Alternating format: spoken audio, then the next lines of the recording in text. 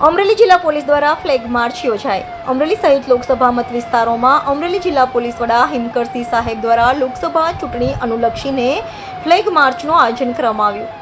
ચૂંટણીને લઈને શહેરમાં કોઈ અનિચ્છનીય બનાવ ન બને તેમજ કાયદો અને વ્યવસ્થા જળવાઈ રહે તે માટે ફ્લેગ માર્ચ યોજાઈ। આ ફ્લેગ માર્ચમાં એલસીબી, એસઓજી સહિત જિલ્લાની પોલીસ ટીમ તેમજ વિવિધ પોલીસ સ્ટેશન વિસ્તારના અધિકારીઓ મોટી સંખ્યામાં પોલીસ કાફલામાં જોડાયા હતા।